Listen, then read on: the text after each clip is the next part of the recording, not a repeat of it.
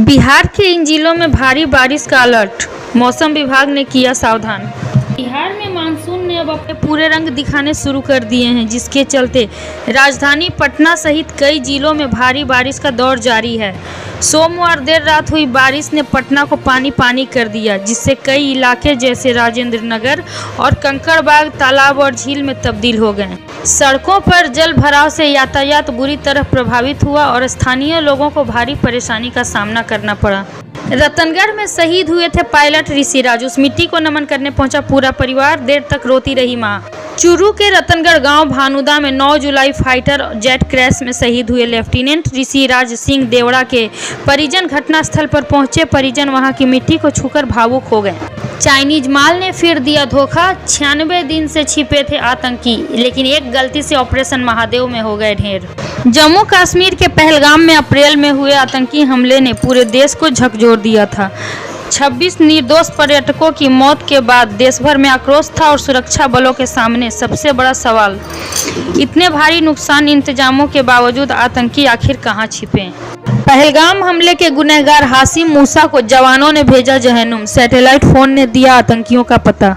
भारतीय सेना के जवानों ने जम्मू कश्मीर में ऑपरेशन महादेव के तहत एक बड़े आतंकवाद विरोधी हमले में हाशिम मूसा को मार गिराया है।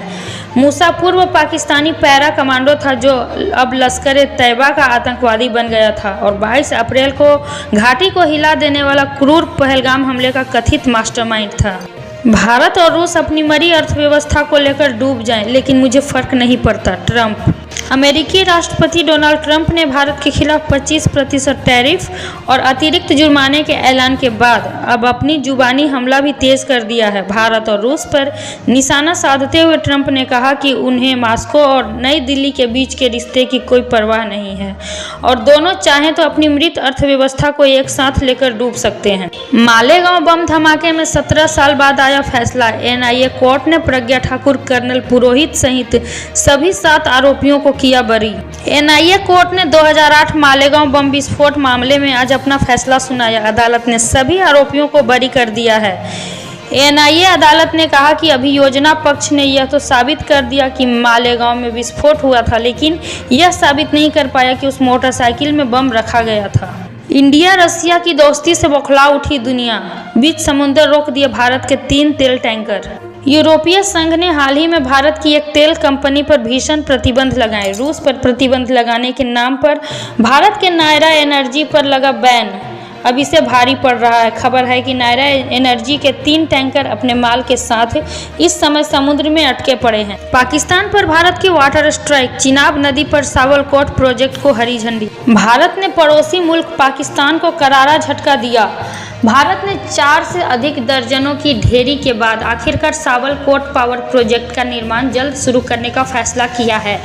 भारत सरकार ने जम्मू कश्मीर के रामबन जिले में इस महत्वाकांक्षी पावर प्रोजेक्ट के लिए इंटरनेशनल ट्रेंड्स मंगाए हैं। अमेरिका में F-35 fighter jet crash, parachute से कूदा पायलट, आग के गोले में तब्दील हुआ विमान। अमेरिका के कैलिफोर्निया में बुधवार को नौसेना का F-35 फाइटर जेट क्रैश हो गया। यह fighter jet naval air station Lemoore में दुर्घटनाग्रस्त हुआ है। नौसेना ने इसकी पुष्टि की। यह हादसा बुधवार सुबह 4:30 बजे के आसपास हुआ। ईरान से तेल व्यापार करने पर चिढ़े डोनाल्ड ट्रंप, भारत की 6 कंपनियों पर लगाया प्रतिबंध। अमेरिकी राष्ट्रपति डोनाल्ड ट्रंप भारत को लेकर सख्त रुख अपना रहे हैं। भारत के उत्पादों पर 25% तक टैरिफ लगाने की घोषणा के बाद उन्होंने ईरान के साथ कथित रूप से तेल का व्यापार करने वाली कम से कम 6 भारतीय कंपनियों पर प्रतिबंध लगाया है। आकार लेने लगा पीएम मोदी का ड्रीम प्रोजेक्ट, 70% का काम हुआ पूरा, 450 करोड़ रुपए की लागत। वाराणसी बीते 23 सितंबर 2023 को प्रधानमंत्री नरेंद्र मोदी ने अपने संसदीय क्षेत्र में जिस अंतर्राष्ट्रीय क्रिकेट स्टेडियम की आधारशिला रखी थी, वह अब अपने स्वरूप में आने लगा है। राजा तालाब तहसील के गंजरी गांव में 30.33 एकड़ में बन रहे इस आधुनिक सुविधाओं से युक्त स्टेडियम का लगभग 70% काम पूरा हो चुका है। इस साल के अंत तक पहले चरण का काम पूरा होने की उम्मीद है।